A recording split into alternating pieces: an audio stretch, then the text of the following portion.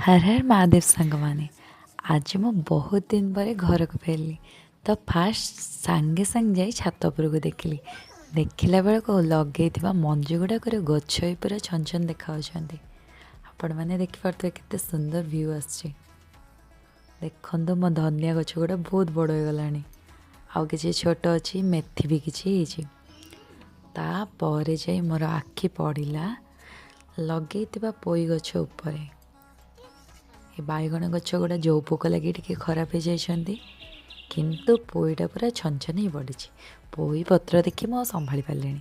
से कि बड़ बड़ पत्र नहीं गली देन भाविली या आज गोटे पार्सल बनवा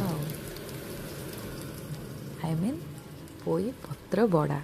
देखु या भितर मु फिलिंग्स रे आलू पियाज और सोरिषर गोटे मसला तैयारी आपण से छतु जदि आपण ऐड करेंगे ताले बहुत टेस्टी लगे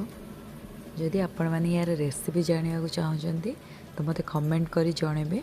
मु निश्चय गोटे फुल वीडियो रेसिपी आपन को शेयर करी आज पखाल सांग को पोई पत्रटा मस्त पूरा जमीज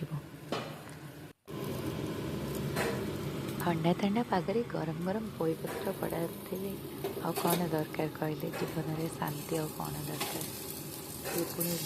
जदि निज गछ लगा हाथ हुए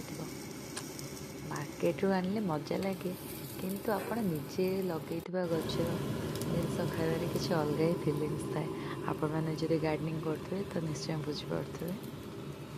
तो देखते रेडी गला मु फुल वीडियो शेयर कर पारनी बिकज टिके काम व्यस्त रही जापटे छोट पिला भी अच्छी तो से भी टाइम दबाक पड़ुचे